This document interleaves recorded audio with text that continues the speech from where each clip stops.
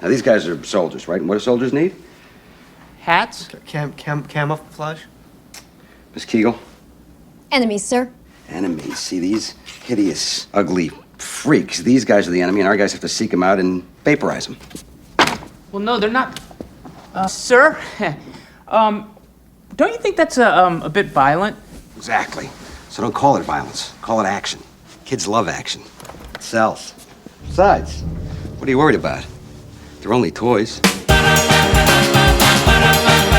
It's the Popcorn Digest with Gareth and Andy. Hello and welcome to Popcorn Digest, the podcast about the films you love and some you don't. I'm your host Gareth Green, and joining me as always is my full-time co-host and part-time Gorgonite, Andrew Raphael. You know, I think World War II was my favourite war. That's actually a pretty great Phil Hartman. Down those cookies! It reminds me, he's got that kind of like camp voice to him, and there's a certain actor about in American TV in like the 70s. He sounds like the Riddler. Yeah. From the Adam West Batman TV show. Yes. And for our latest episode, we're at war with Joe Dante's Small Soldiers, a pint-sized war epic that asks the poignant question, what if Vietnam, but in your kid's bedroom? But is this the toy-based movie to rival Pixar's Toy Story, or do Archer and his crew deserve a lifetime in Sid's backyard? Find out after the trailer. Globotech Defense System. In a secret lab, the world's most advanced military microprocessor has been created. But the Cold War is over. For Globotech to survive, new markets must be found. Now, all that power has been placed into the brain of a fighting machine unlike any known to man. They made it strong. They made it clever. They made it small. They made a mistake.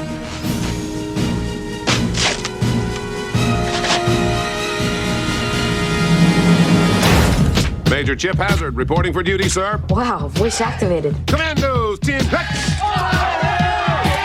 Town dog, soldiers. Rick Bazooka, ready to spring into action. Butch Meat Hook, prepared to go to distance. Hit Nitro, demolition. Kip Killigan, sharp as a razor. You are the best of the best. Heartland Play Systems. I'm having trouble with the Commando Elite. It's like they're alive. Let's roll some armor. We got us a war to win. The few. We have met the enemy. He is big. He is fat. Yeah. The proud. He has revealed a weakness. Alan, please, you have to help. Major Chip Hazard wants a war. We'll give him a war. The small. Who you calling small? This summer, Babes at 12 o'clock. join the Commando Elite. Gentlemen, those are reinforcements. Commandos, attack! No mercy! Incoming! Small soldiers. Command post to Rick Bazooka, report. It's just a flesh wound, sir.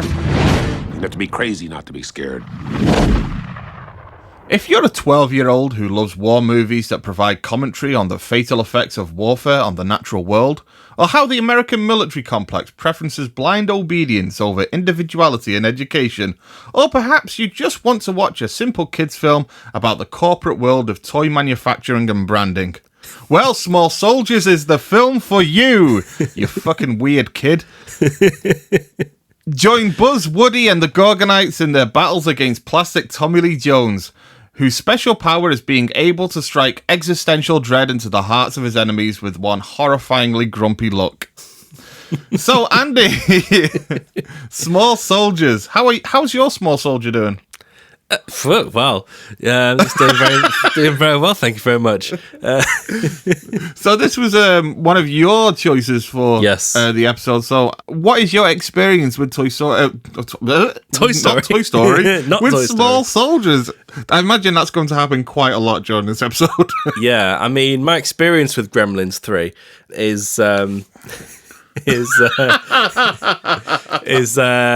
this is another Florida holiday movie because in the 90s, especially at Universal Studios, they used to do a lot of promotion for their movies in the park. They'd have like big exhibitions and huge promotions, not as an attraction, but as a little side thing. They'd have it in the street or in a spare soundstage or something like that. You'd have films like The Flintstones had a massive one. Yeah. And then I think the year after was Apollo 13. What did they do for Apollo 13? Oh, they had everything. They had sets, they had behind the scenes, they showed you how they did all the stuff with the zero gravity and how they made the set cold when they had, the frost. So it's like, now you can enjoy the feeling of hurtling in space towards your certain doom. It was just like a little exhibition, really. But in a way, it made film promotion, at least in that aspect, much more tangible and bigger. I mean, nowadays, films seem to be just chucked out at, there you go. There's not, apart from the trailer, there's not much in the way of fanfare. Yeah. Whereas back then, they really put a lot of resources behind any big tentpole film. Well, trailers were just I mean, if you look at even trailers from the 90s and that, they're not always great, but they're just kind of like a cog in a marketing machine kind of thing that builds up hype and fanfare for a certain film. Yeah. We maybe get it for the odd films here and there, but they kind of turn over so quickly now that it's I feel like the window between getting the trailer and the film coming out is being reduced more and more with every year that goes by. Yeah, definitely. And one of the last major promotional tie-ins, I think the last one I can remember was maybe Van Helsing. That was like the end of that era. But yeah, one of the last big ones was for Small Soldiers, which, for context, if you're ever in Universal Studios, they had it down the walkway where the Shrek 4D ride was. I think at that time it was still the Alfred Hitchcock experience, which I've mentioned before. I was going to say, if they had the Alfred Hitchcock outline, and all they would have had to do was add the Shrek ears to it. Yeah. And then they could completely repurpose his silhouette. Yeah. They sometimes do that with attractions where they reference the attraction that was there before. I know Disney do that a lot, but unfortunately they didn't do that with the How Shrek could 4D. they not use they could have done a Psycho gag, they could have done Vertigo, it's just so much there. But yeah, down this particular walkway, they had this Small Soldiers promotion, and again they had it as almost like a little exhibition. So was it big or small? It was but that was my initial exposure to the film, and you could tell that Universal had gone all out on it, at least in this context. But I didn't go to the cinema to see this film. I think the first time I saw this was, I think I rented it. The old days. Yeah, I think I rented it, and then not long after I got it on video, and had the video and watched that for many years, and then upgraded to the DVD, and then only in this last week or so I've upgraded to the Blu-ray. And this is a film that's been in my life ever since. Not that I watch it regularly, but every now and again I go, oh yeah, I haven't seen Small Soldiers in a while. I'll put that on. It's like a nice security blanket. Nice, easy watch. Yeah. And I think for me personally, I've approached this film probably from the wrong way round because of the age I was growing up. I mean, this was a perfect film for me because I would have been 11 years old when this film came out. Yeah. So perfect demographic for this film. But people who were followers of Joe Dante, who were much older than us, would have watched Gremlins first. And of course, yeah. I didn't see Gremlins until quite some time after. It was a film I was aware of, but it wasn't something I actually watched at the time because over in the UK, at least, Gremlins is, I'm not sure it's changed now, but back then it was a 15. Yes. Because they didn't have 12 for a long time, and the ratings didn't switch over when they brought 12 out. So I think I've got a DVD of it, and it's still a 15. Yeah. I didn't see it for that reason because my parents are probably a bit more strict than yours when it came to watching I things saw like it a lot. Yeah. So I didn't have the context of this being a kind of Gremlins-ish film. So it's hard for me to look at it with that kind of critical view because I do know that it is a bit derivative, especially in structure-wise, of that film.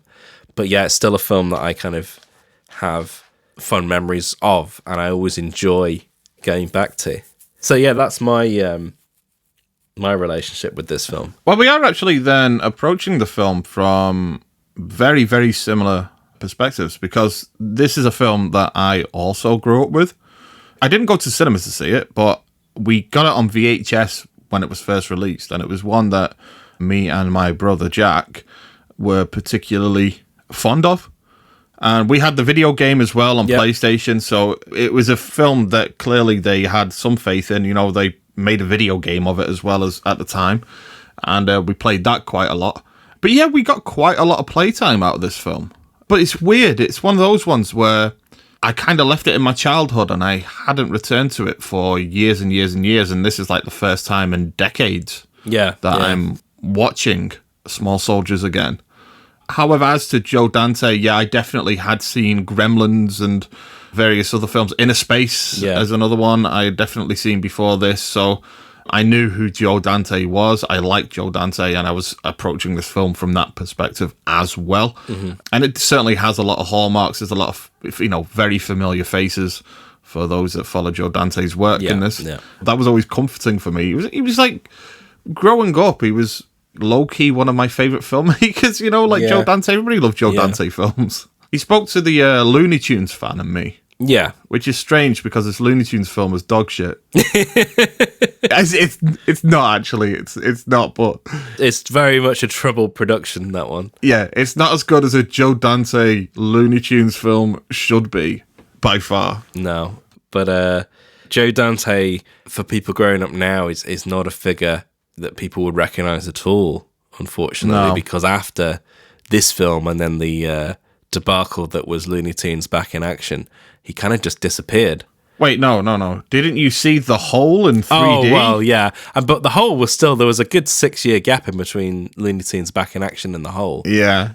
I remember the poster from the side of buses being everywhere, but the trailer making it look really cheap, and I never saw it. Have you never seen it? No. Oh, I've seen it. It's shit. Oh, no. Yeah, it's not good. It felt like one of those 3D exhibition films from IMAX, like that you would turn up and watch half an hour of. And it's like someone tried to make a really kid-friendly version of Poltergeist, but in 3D. Yeah. And that's all I can say about it. There's not much. It's very Diet Dante. It's a bit like a later John Carpenter film in that respect. Yeah. Yeah, it's not good at all. Oh, that's a shame.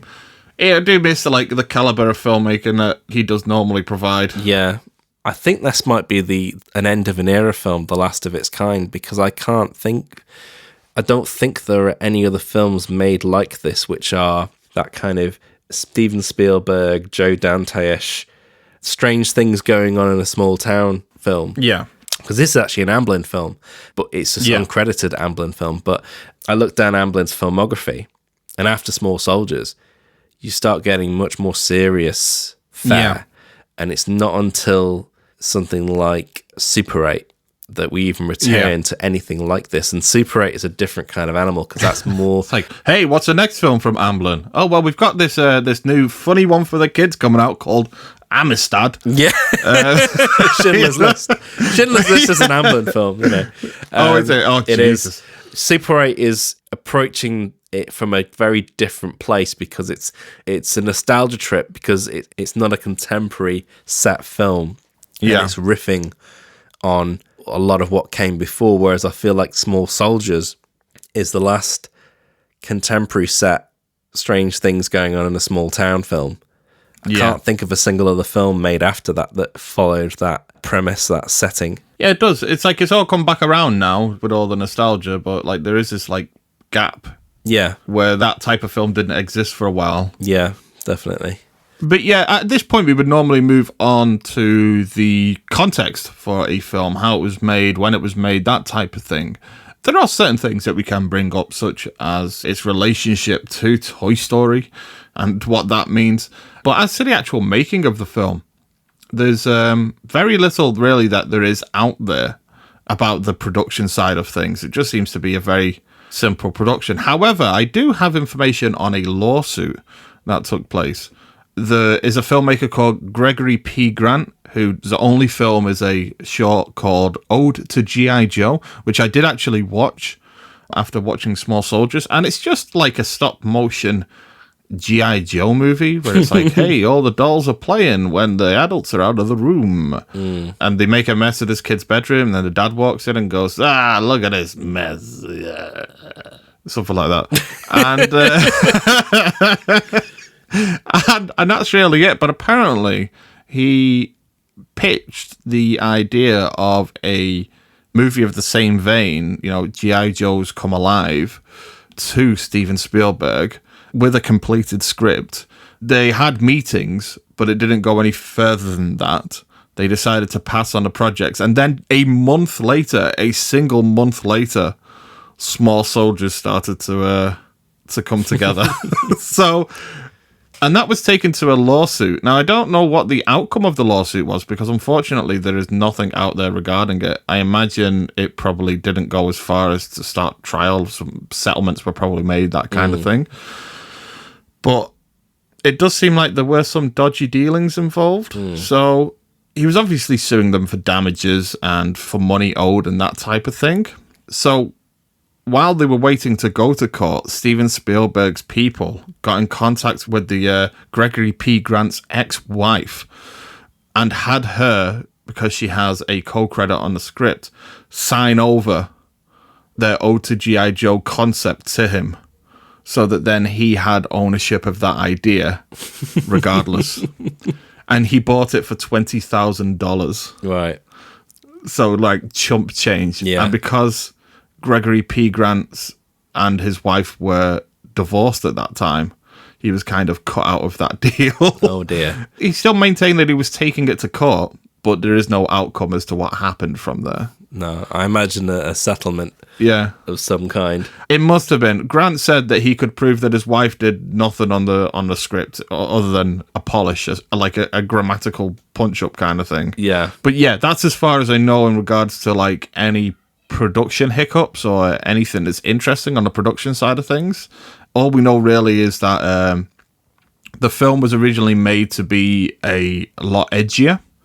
And midway through production, the sponsors involved with the film wanted it to be softer, and it was supposed to be for an edgy teenage audience, the kind of film that you would expect from Joe Dante if you think about it. Like Gremlins has got an edge as well. But then the sponsors kind of balked at that and were like, no, we need it to be a little bit softer. I imagine they wanted it more in the Toy Story vibe, that type of thing. Yeah, it was Hasbro, wasn't it, that they did the deal with the toys in, because they worked with Stan Winston in designing the actual puppets / toys and the look of all that.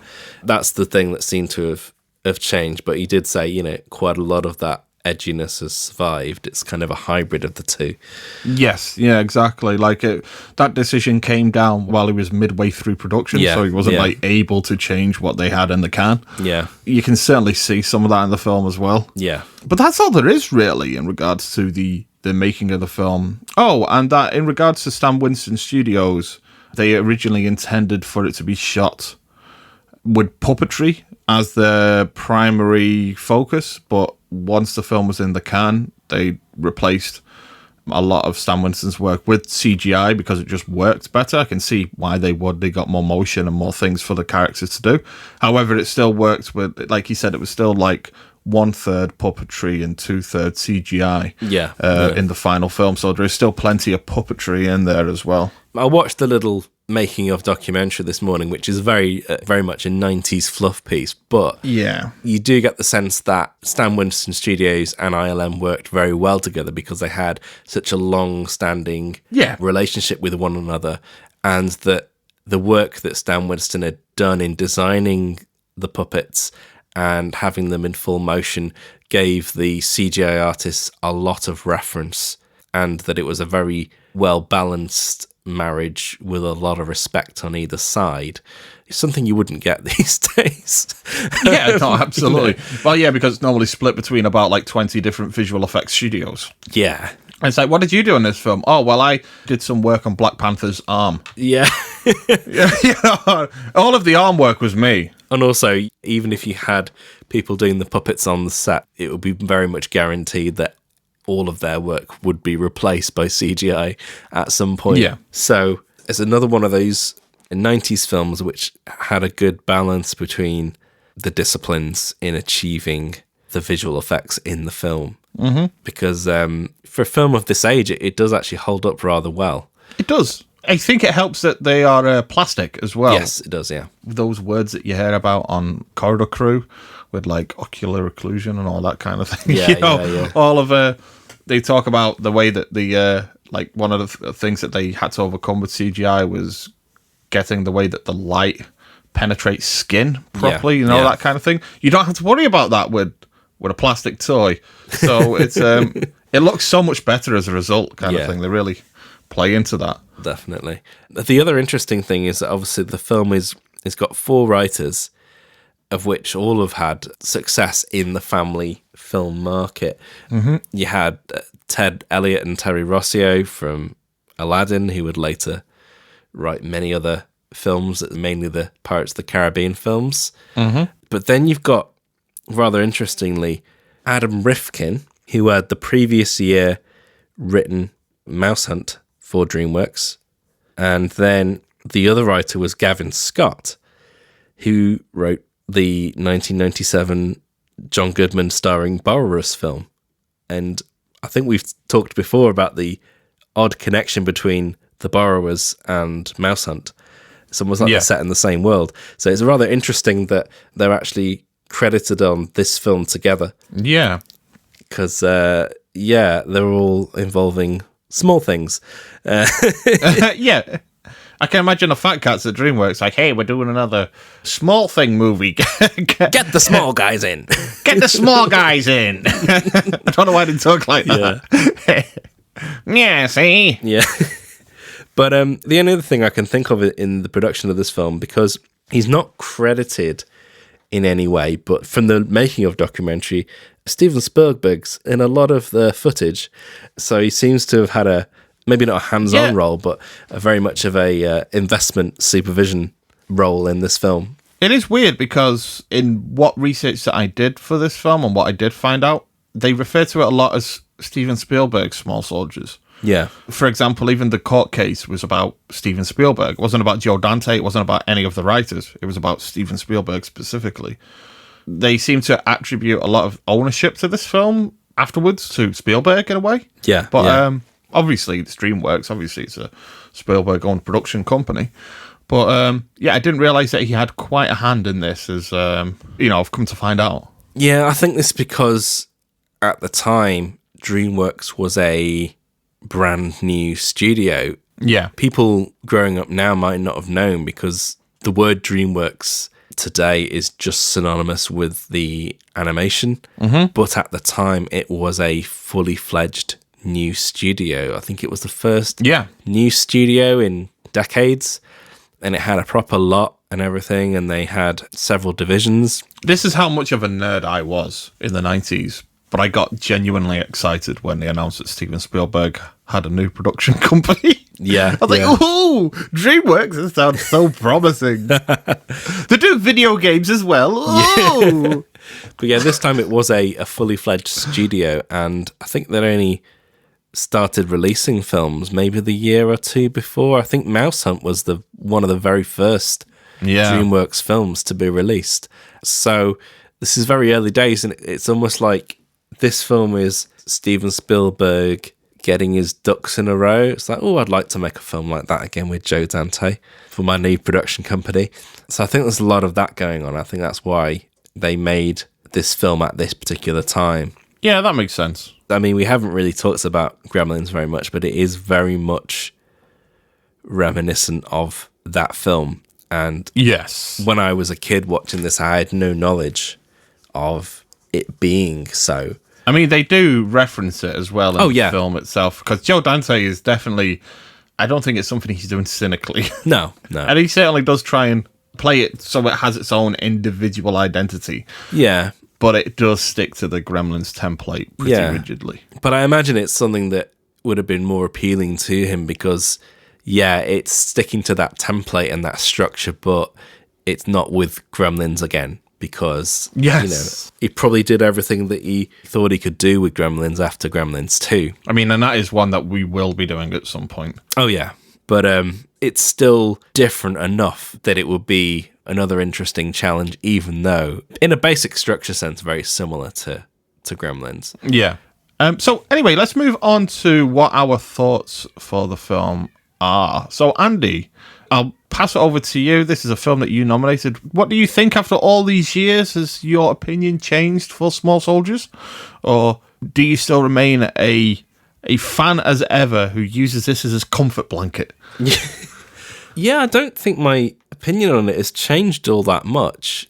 Obviously, I have to bring in that context that Gremlins gives me. Yeah. So that gives me a slightly different perspective on the film, but it still is able to plant me back to being 11 years old, 12 years old watching this film. Yeah. Yeah, and like, again, because the visual effects hold up to a pretty good extent, and you would never be described as being a great film or anything like that, but it's a very fun, entertaining film, and it's got a rather rich complement of elements, I would say, because it might have been criticised as being not quite as edgy and anarchic as some of his other films, but it still has a lot of those Joe Dante eccentricities, right down to the fact that you have your Joe Dante regulars like Dick Miller and the two people that are in the bed that go Fimple. Yeah, that's Ron Howard's dad. Is it something like Rance Howard? Yes, that's like it, that. yes. And it's the old woman from Gremlins as well. Yes. And she's in loads of Joe Dante films.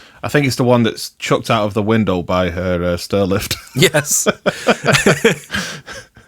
That, by the way, was one of the staple moments of my childhood growing up, because the first time I watched Gremlins, as a family, we watched Gremlins and we saw that part, we just kept rewinding it to watch the woman fly out the window, and we were just crying with laughter. Yeah, you know. So I would say for me, that's just one element that this film is missing. It needed to chuck an old lady out of a window to her death. Yeah, yeah. That's the only thing it's lacking for me. Every film should have one scene in which an old lady dies by being thrown from a window. I mean, there might have been something like that originally, because I know that they had to cut a few things out to make it match that more family-friendly audience that they'd been tasked with. Yeah. But yeah, the fact that they have casts of other films voicing both sides of the toy groups. So you've got the Commando Elite, which are the G.I. Joe inspired action figures, and they're voiced by, well, the majority of them are voiced by the cast members who are in the Dirty Dozen. Yeah. Now, I know the original plan was to try and get the cast of Predator to voice the Commando Elite, with Arnold Schwarzenegger voicing Chip Hazard, and all the other cast members like Shane Black. And I can see exactly which character would fit which, actually, weirdly enough. Yeah, so that was an idea. That didn't come to pass, so they got quite a lot of the members of the Dirty Dozen, with Bruce Dern filling in for, I can't remember his name now. One of them died. Yes, yeah. Around the time of production, so they couldn't use him. So they got Bruce Dern. It's a shame. What a shame, you know. One of them died, so they couldn't use him. They tried, but it was just sad for all involved. Just sitting in the studio with rigor mortis. You know that scene from The Day to Day where they have the victim of that serial killer press the button for his execution by like rigging him up full of animatronics. Yeah. They could do it like that. That was it. Richard Jekyll. Yeah. Who died before shooting began. So they got Bruce Dern to fill in that part. And then the Gorgonites, who are the Masters of the Universe analog. Nature-loving hippies. Yeah. They are voiced by Spinal Tap. Of course. With Frank Langella, which is very incredibly appropriate. Considering it feels right. It does. It does. Yeah. So yeah, it's a bit of an embarrassment of riches when it comes to the cast, actually. Absolutely. Because we've got the Gwendy dolls as well, who are voiced by Sarah Michelle Gellar and Christina Ricci. Yeah. To be honest, though, the voices are fantastic for the Gwendy dolls. Yeah. However, you cannot tell the voices apart. No. They could have just had one of them. Yeah. You know, save themselves some money. we can't not mention you've got the Fimples, who are Phil Hartman and Wendy Schaal. Fantastic. I think for me, they're probably a bit underused. They are, yeah. In fact, they spend a lot of the film drugged and sleeping. Yeah, or in the closet. Yeah. Especially Wendy Schaal. So that's kind of a shame. Both of them quite famous voice actors as well. Oh, yeah. Like more known for their voice work now. But Wendy Schaal as well is a Joe Dante regular. She was in a Space. Yeah, yeah. And The Burbs. And The Burbs. Yeah. Can't forget The Burbs. Burbs. I think the other thing to mention that this is the final theatrical film from Phil Hartman. Yes. Before his rather horrific death. And there is a little tribute to him right at the end of the film after the credits, which I always remembered, even though I had no idea of the context of what had happened. So, yeah, it kind of adds the film with a slight poignancy. Yeah, it does, because I also remember it as being, when I was a kid, I was like, hey, that's Troy McClure. Yeah. You know, and in the 90s, man, I loved Phil Hartman as well. Like, he was great. And he was like my favorite voice on The Simpsons as well. Like, so distinctive. Lionel Hutz, Troy McClure, to the point in which I often talk about this with my wife as well. But those characters, Lionel Hutz, Troy McClure, they're in The Simpsons for such a short time now in comparison to how long it's been going on. It's in like season 30 something. And he's only in it up to, I think, season 9, maybe season 10. Basically all the best seasons of the season. Yeah, all the best seasons. But that's it. Like, those two characters. And yet, those two characters still remain staples of The Simpsons, even though they haven't been in it since. No. They still remain just, like, in the zeitgeist. You know, you mentioned Troy McClure or Lionel Hutz. They know instantly who you're talking about, kind of thing. Yeah. That goes to, like, the power, one, of the writing of the character, but also the performance of that character as well. Yeah. And I love Phil Hartman. Yeah, he was great. My wife, yeah, got me into watching Jingle All the Way a few years back, having never watched it or had any interest to watching it because I'd heard it was so bad. But put the cookie down. I mean, it's still bad, but in a good way. And one of the highlights of that film is still Phil Hartman. Mm-hmm. Phil Hartman eating Arnold Schwarzenegger's wife's cookies. Yeah, and he's like, oh yeah, those cookies. Everything he does sounds like the Riddler. Yeah. But yeah, just a great presence, even in a really small role. Even in a really small soldier's role. Yeah. He's got a cameo in So I Married an Axe-Murderer. And it's one of the best things in the film. He does. When they go to Alcatraz. That's it, yeah.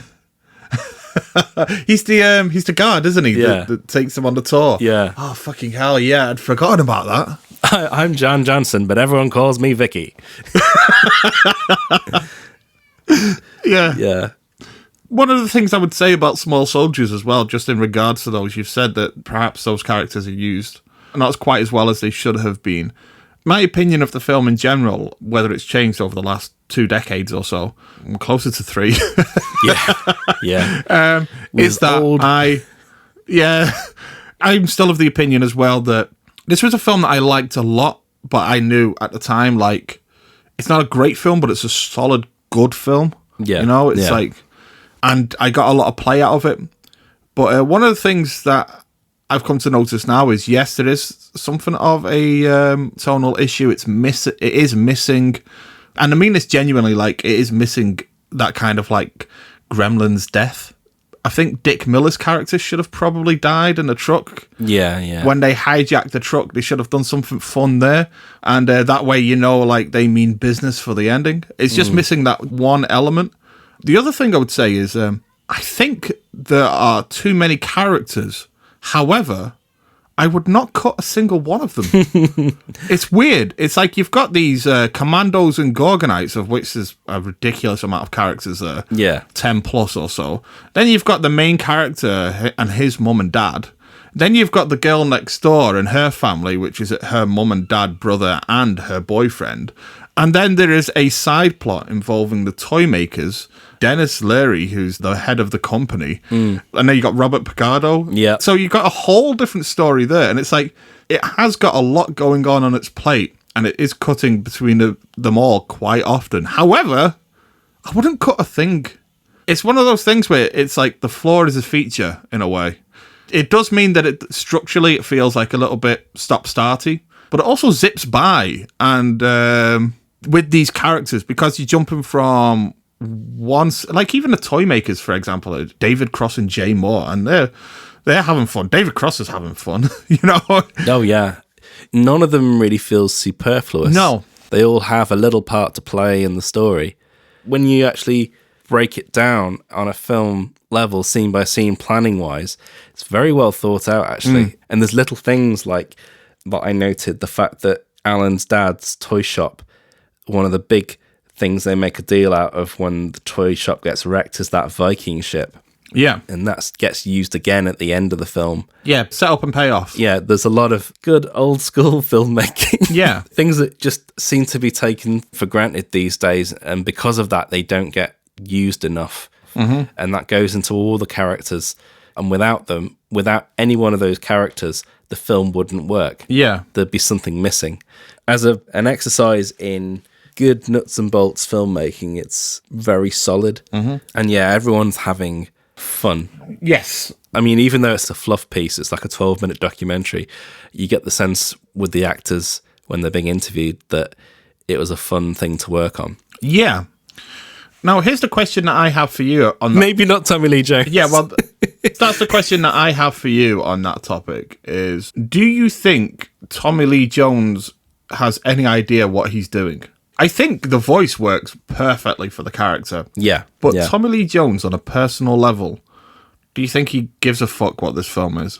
Or is this the equivalent for him of starring in that weird Japanese coffee advert that he did? Where he plays an alien that likes coffee. He's like, oh, I'm just doing another one of those corporate gigs. He's a bit of an enigma. Yeah. The mid to late 90s is Tommy Lee Jones's family-friendly period. Yeah. I don't know whether it's one of those things where he had an agent at the time that thought it would be in his interest to do these kind of films. It's weird because I find, like you mentioned, he's a bit of an enigma because he does these type of films and he does them so well. But everything about his persona outside of those films tells me that these aren't the type of films that he likes to do or anything like that. Like, I don't know what it is. It's just, he's a grump. He's very grumpy. Yeah. And he takes his work quite seriously. And yet, his work on this is fantastic. Like, he's not Xanaxed out or anything. The character's got range. There's satire. There are jokes that are really played up to and that type of thing. And many puns. Yeah, exactly. Many, many puns. And there's no disdain in his voice for the work that's being done here. No, he's not on autopilot. No. He's not phoning it in.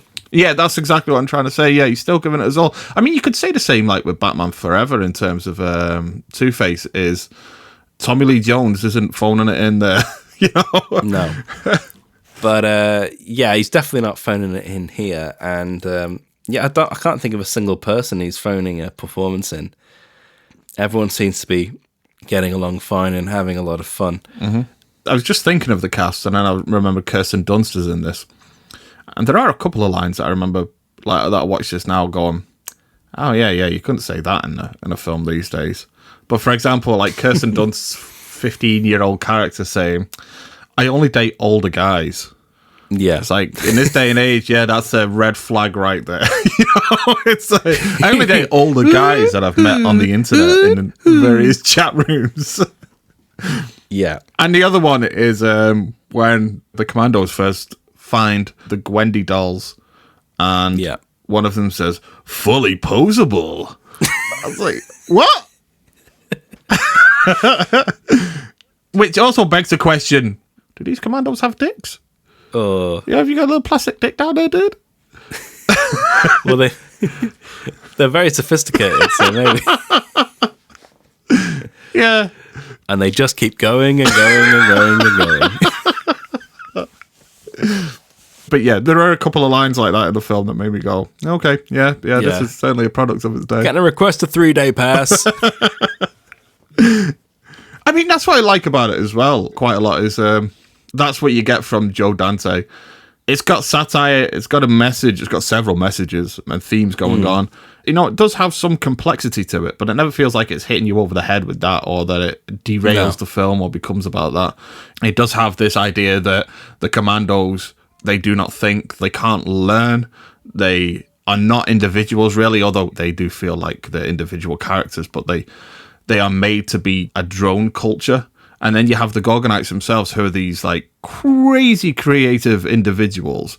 They're nature loving, they value education, they learn, they build, that type of thing. And they are not made to fight. And it has all of that kind of commentary, but it's in this like little 6-inch toy package. It's great.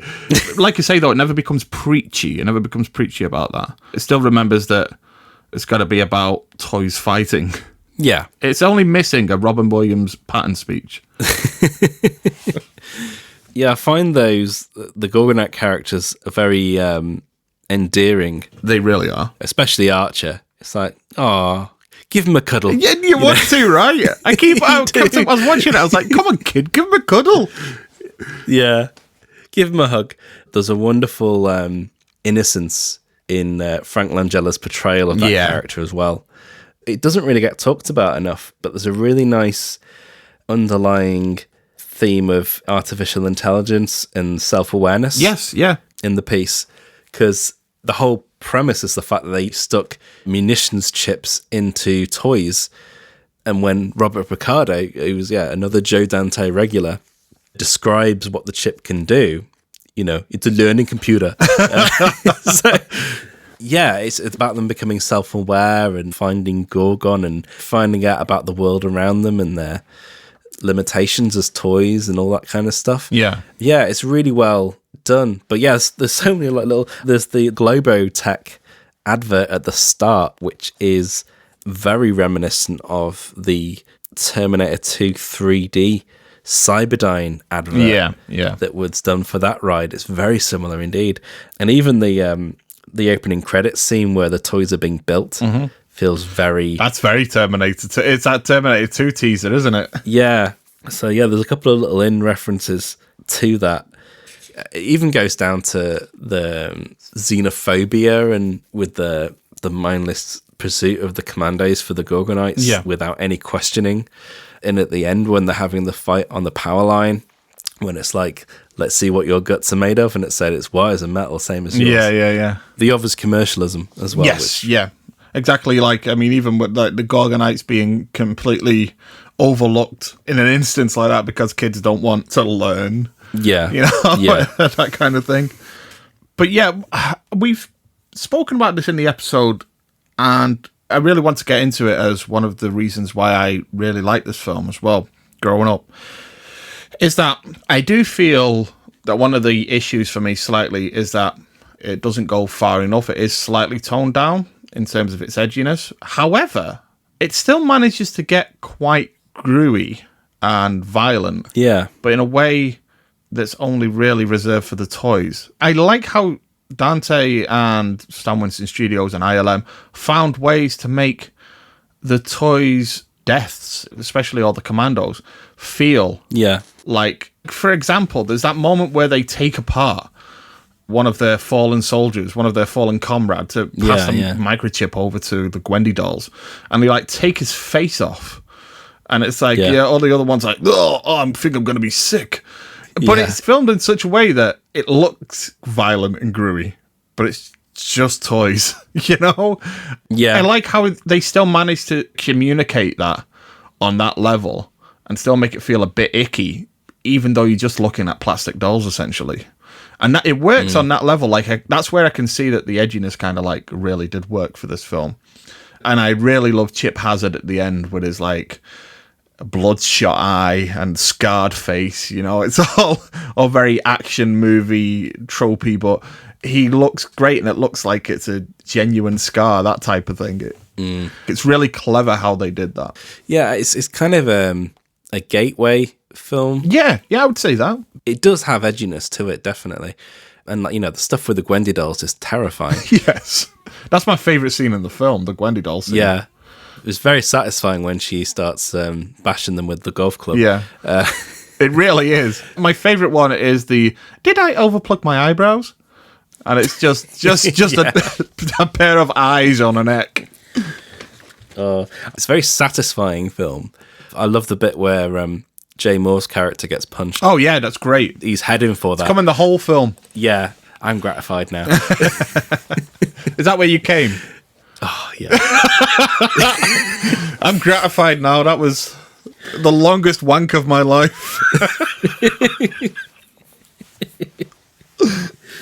But yeah, I think for me it's different enough from Gremlins because it has obviously the Gremlins themselves have very individual personalities, but nobody really speaks. They don't have that kind of level of interaction that these characters do.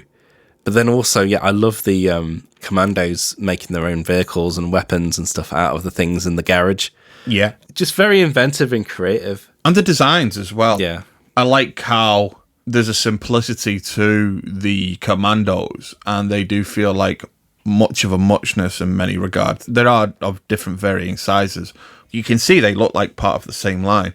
Whereas the Gorgonites, on the other hand, are these like crazy, creative, alien-looking individuals, different colors, different. I am 100% Team Gorgonite with this film as well. Like they are the guys. Yeah, and of course you've got your Daffy Duck analog. Yeah, of course you have with Insaniac. Insaniac, that's it. Michael McKean doing that one. Oh, is that Michael McKean doing Insaniac? That one's Michael McKean. I think based on the footage that they took from the making of documentary, it sounded like he did the voice quite fast, but then they sped it up a little bit to make it a little bit more high pitched to give you that kind of Daffy Duck-ness to it. There's something so endearing about those characters, and when they go off in the boat at the end, you really do hope that they find what they're looking for. Yeah, I kind of want to see just the movie that is the Gorgonites in the wild, Yeah. But yeah, you kind of do hope that they find their little home for themselves. Yeah. I've got to ask as well, just with the whole toy element, and you being the big Pixar Disney nerd that you are, is there any overlap between this film and Toy Story? Because I know that, in terms of the critical reception, it has come to be known as that other toy film from the same time. Yeah. But even though this isn't specifically a Katzenberg DreamWorks production, it's Spielberg creatively held, is there any overlap there, or was there any note of perhaps some corporate espionage? There's probably to a certain extent.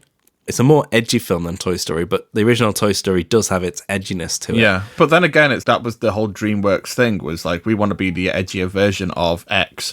For example, we did it with our very first episode that we recommend that nobody listens to, with Ants and A Bug's Life. Yeah. Don't listen to that. Don't listen to that. No.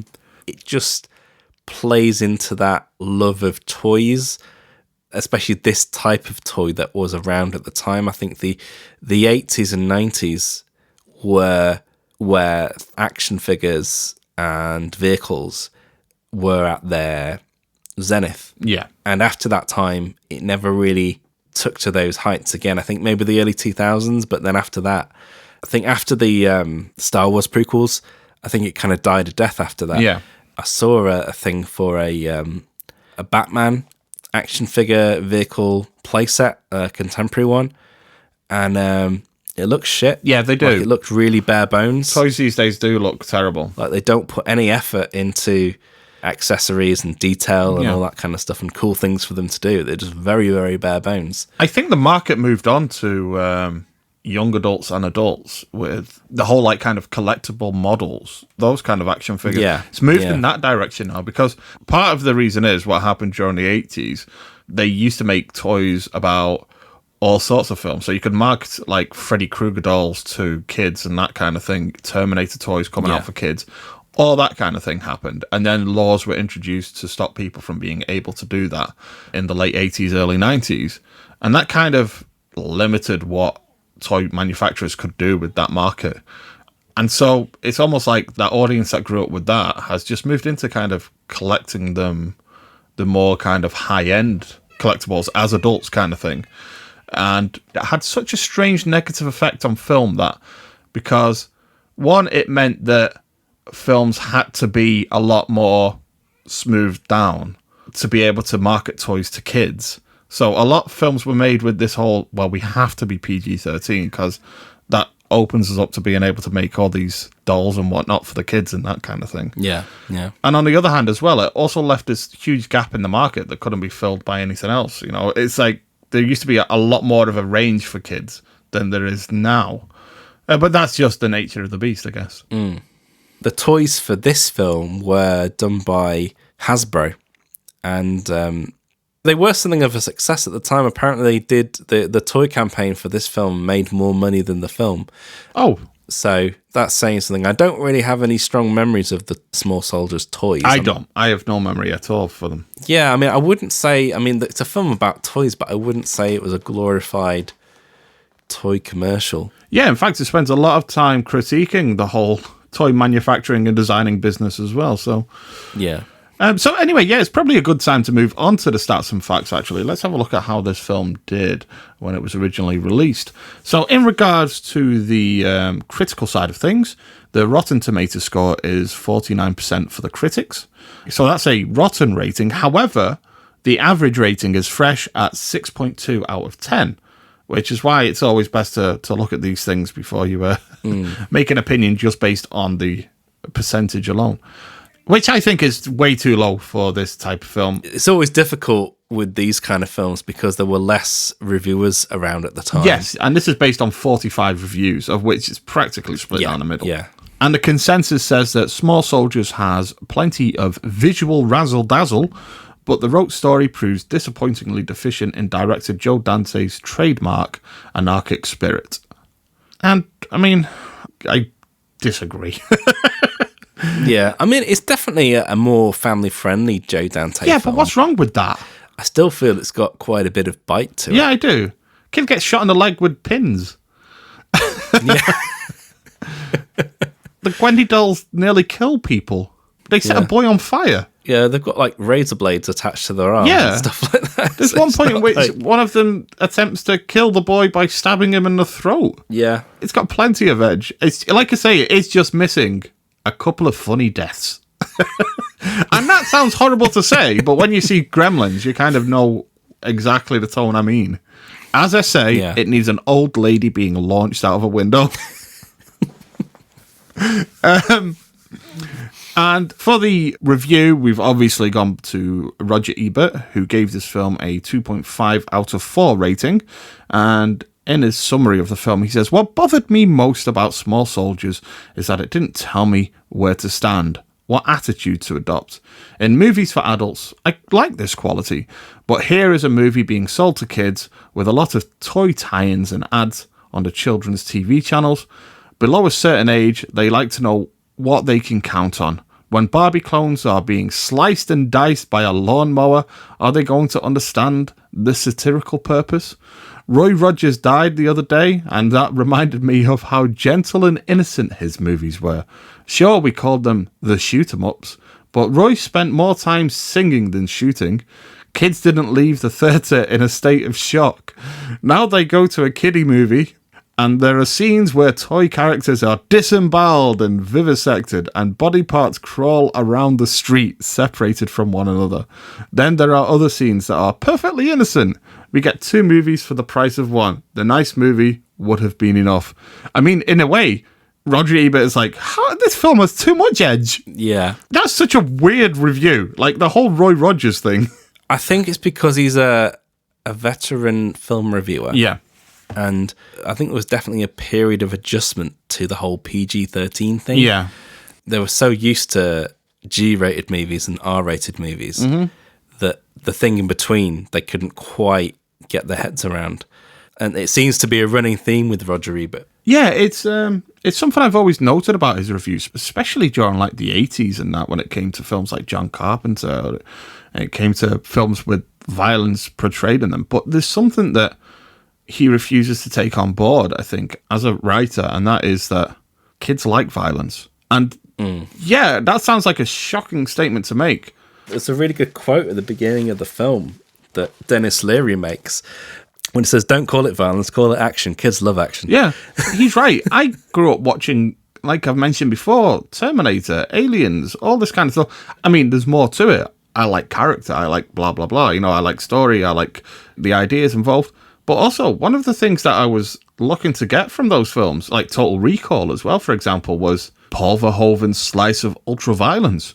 I expected to see that. I knew what I was watching wasn't real, and it didn't warp my brain or anything like that. I grew up watching Evil Dead. And I think there are kids out there that do grow up watching that do grow up being entertained by that do grow up knowing it isn't real and there's nothing wrong with enjoying a bit of make-believe. And why shouldn't those kids be able to watch a film like Small Soldiers where the dolls in their room are tortured and killed and dismembered in the street and all that kind of thing? Nobody's getting hurt. It's a bit of fun, you know? Sorry, that probably makes me sound like a serial killer. I didn't kill any of the cats. They just went missing. But no, that's my opinion of that. And Nino. And I think as well, like, even when it comes to that side of things, this film, it has fun with that, and it knows there are kids out there that love that kind of stuff. But it does have its message that, you know, you can enjoy that. And like, because even the Gorgonites end up fighting in the end. They end up taking the battle.